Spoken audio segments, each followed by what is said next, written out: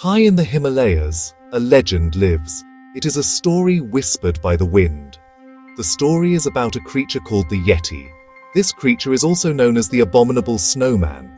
It is said to be a large, ape-like being. It walks on two legs, like a human. Its body is covered in thick, shaggy hair.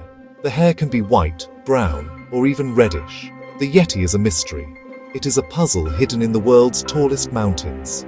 For many years, people have wondered if it is real. The legend has captured the imagination of people all over the world. The name Abominable Snowman became famous in 1921. A British journalist named Henry Newman used it.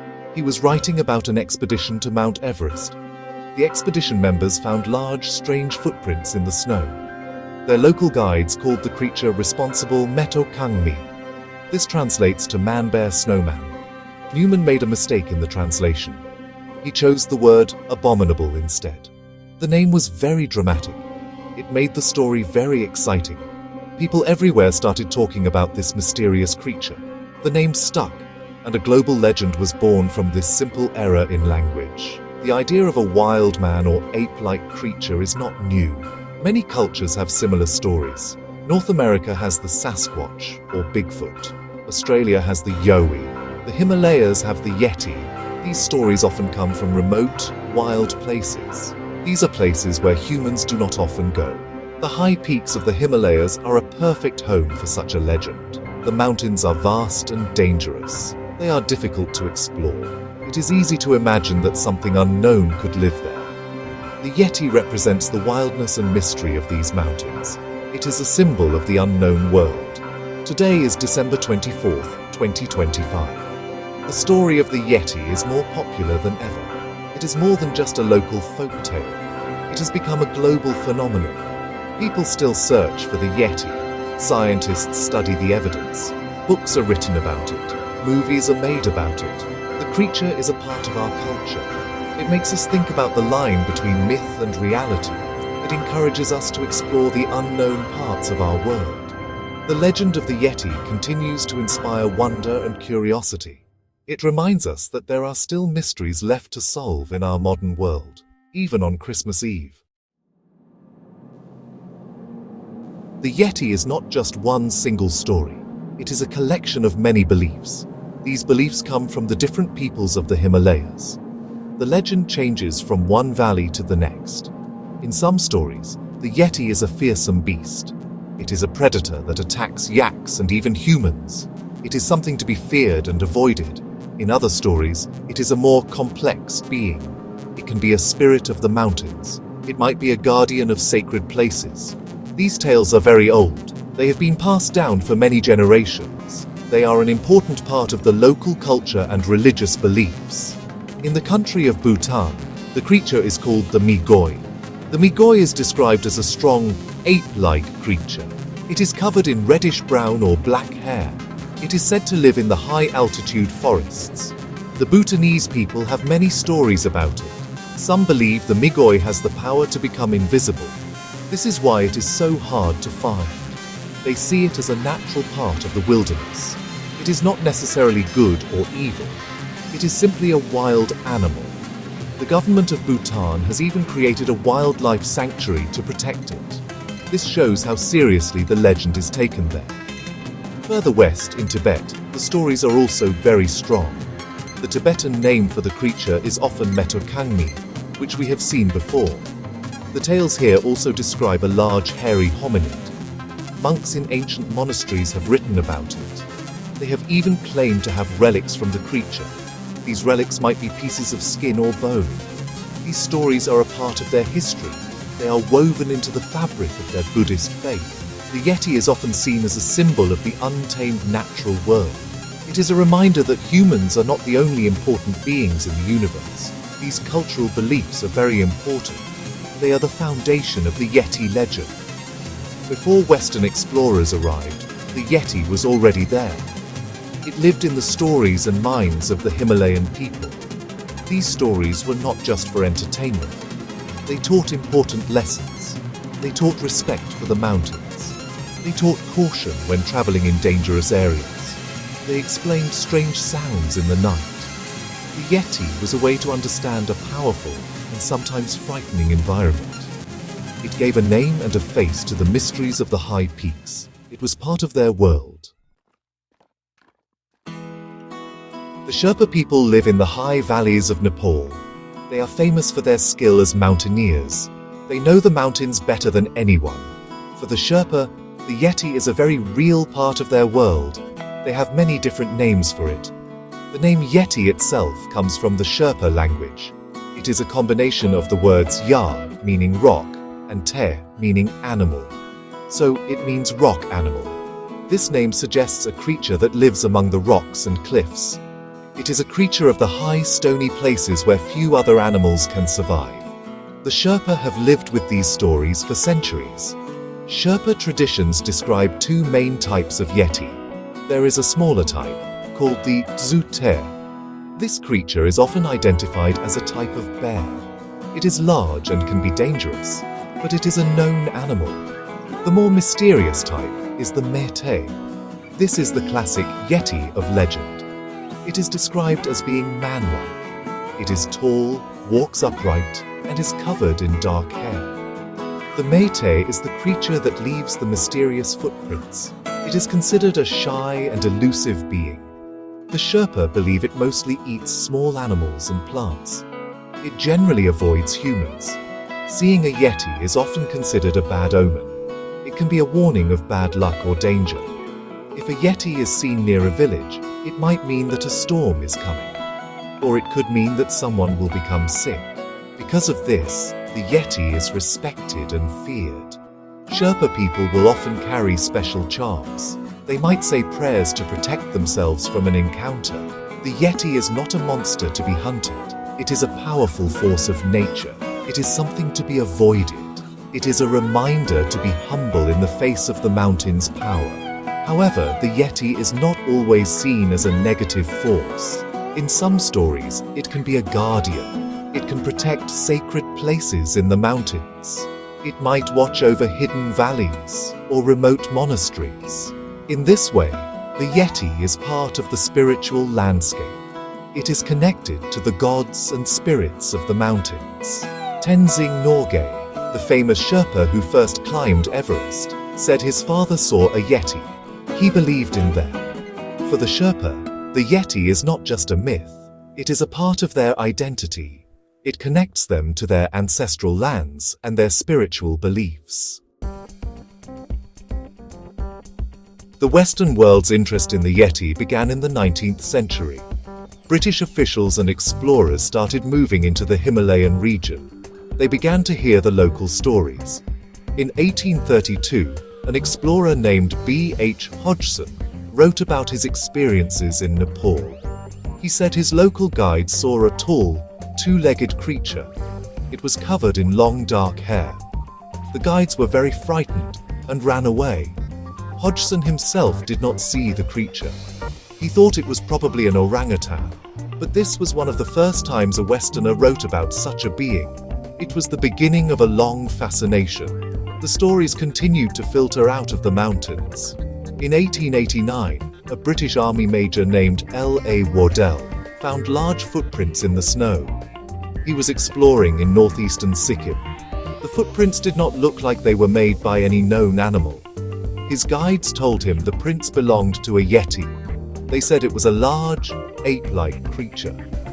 Wardell was skeptical. He thought the prints were probably made by a bear.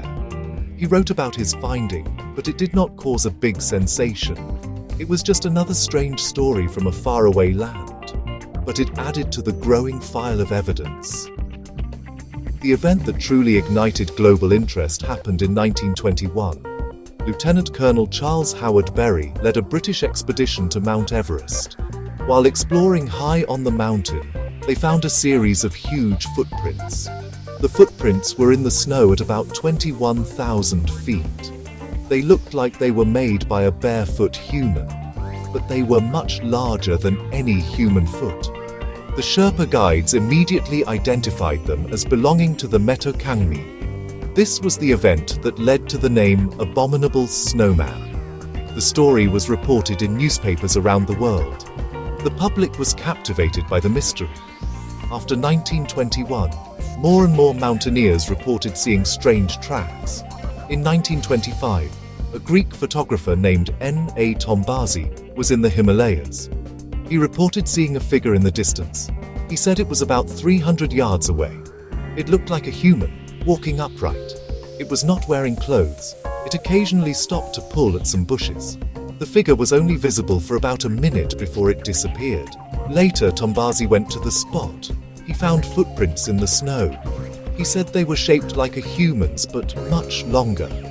These personal accounts from respected explorers made the story more believable. The 1950s were the golden age of Yeti hunting. The world was, well, absolutely obsessed with the Abominable Snowman. Several large, well-funded expeditions were launched. Their goal was to find conclusive proof of the creature. In 1951, the famous mountaineer Eric Shipton was on an Everest reconnaissance mission. He took a photograph of a large, clear footprint in the snow. The photo was taken on the Menlung Glacier. It showed a long, broad footprint with distinct toes. Next to it was an ice axe, just to show the scale.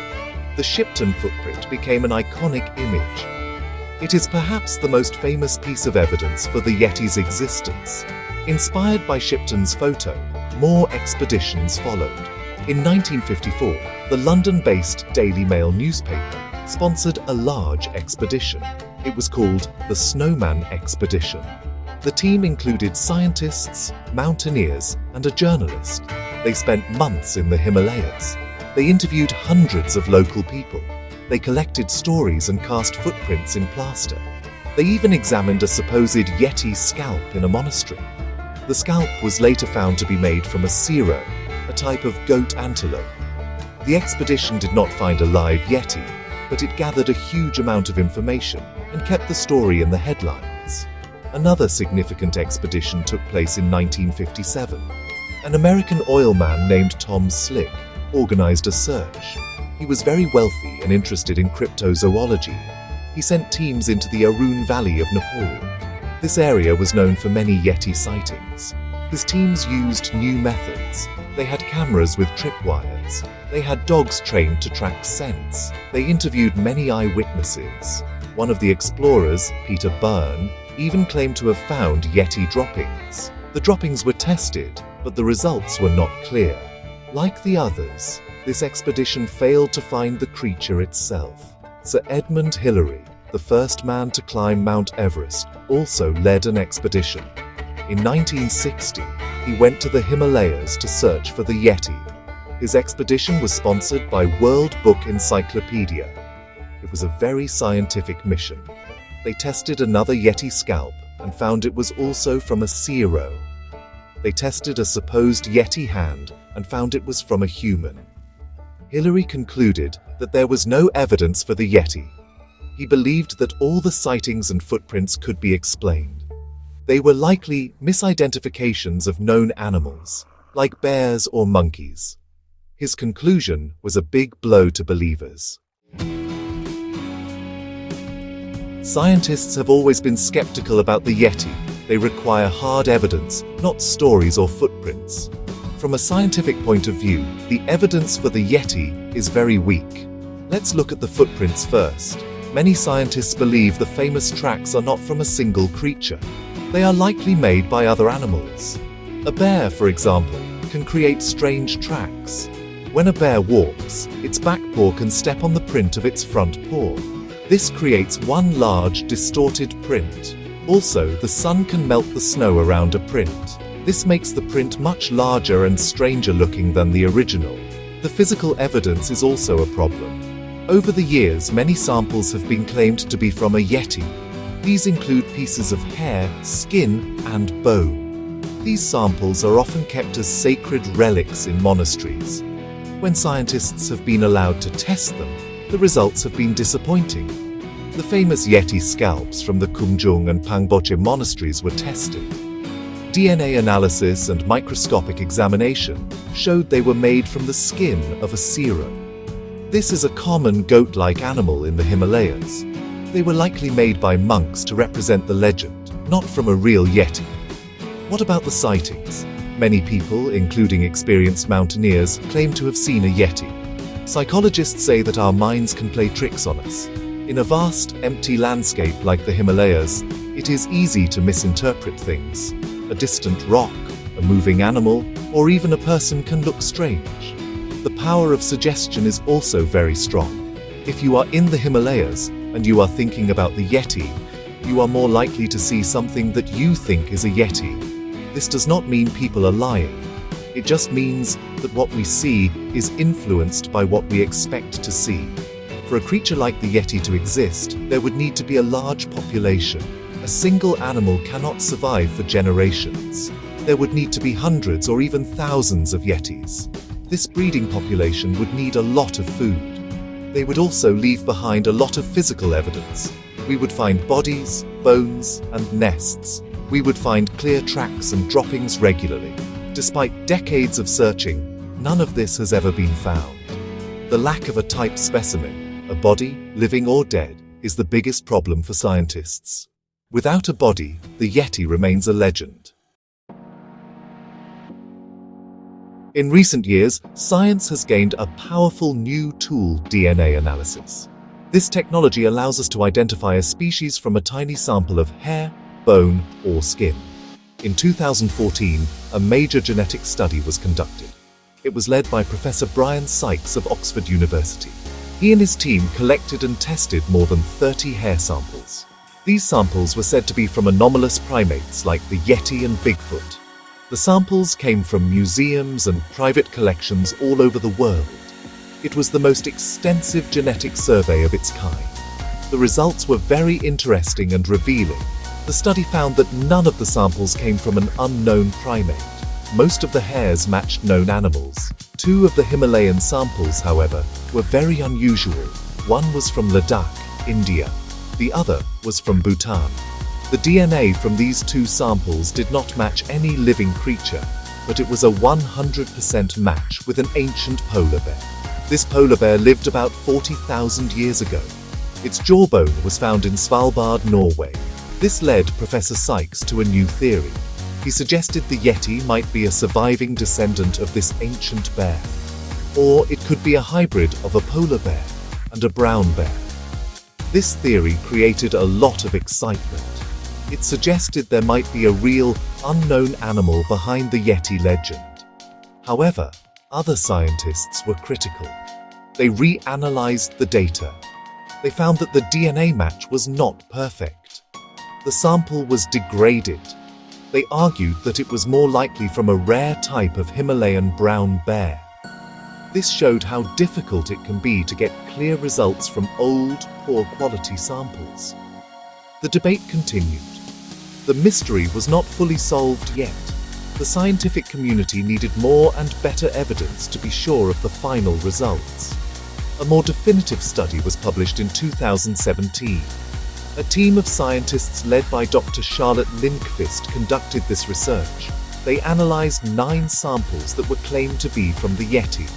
These included bone, tooth, skin, hair, and fecal samples. They were collected from monasteries, caves, and other sites in Tibet and Nepal. The team also collected samples from known bears in the region. Their results were very clear. 8 of the 9 Yeti samples came from local bears. 1 was from the Himalayan brown bear. The others were from the Tibetan brown bear and the Asian black bear. The 9th sample came from a dog. The image of the Yeti has changed over time. In the beginning, it was a fearsome monster. It was the Abominable Snowman. It was a creature to be feared. This image was popular in early movies and comic books. For example, the 1957 movie The Abominable Snowman showed the Yeti as a dangerous and mysterious beast. It was a threat to the human explorers. This version of the Yeti represented the dangers of the unknown wilderness. It was a symbol of nature's power to fight back against human intrusion. This scary version of the creature was common for many years in popular media. As time went on, this image began to soften. The Yeti started to become a more sympathetic character. People began to see it not as a monster, but as a misunderstood creature. Perhaps it was just a shy animal trying to hide from the modern world. This change can be seen in the famous 1964 television special, Rudolph the Red-Nosed Reindeer. The special featured a character named Bumble. Bumble was the abominable snow monster. At first, he was very scary, but by the end of the story, he becomes good. He even helps put the star on top of the Christmas tree. This was a big step in making the Yeti friendly. This friendly version of the Yeti became more and more popular. The creature started appearing in children's books, cartoons, and advertisements. It was no longer a monster, but a cute and cuddly mascot. In the Disney theme parks, the Matterhorn bobsled's ride features a roaring Yeti. But even this scary Yeti has become a beloved character. In the 2001 Pixar movie, Monsters, Inc., the Yeti is a funny and helpful character. He is banished to the Himalayas but is very friendly. He even offers the main characters snow cones. This shows how much the image had changed from the original scary monster. Today, the friendly Yeti is everywhere. You can find it on t-shirts, as stuffed toys, and in video games. It is the name of a popular brand of coolers. There is even a Nepalese airline called Yeti Airlines. The creature has become a pop culture icon. It has transformed from a terrifying beast of folklore into a lovable and marketable character. This change tells us something about our relationship with the wild. We are no longer just afraid of the unknown. We are also curious about it. We want to understand it, and maybe even befriend it. The friendly Yeti is a symbol of this modern curiosity. So, the scientific evidence is clear. The footprints are likely from bears. The hair and bone samples are from known animals. There is no hard proof that an unknown primate lives in the Himalayas.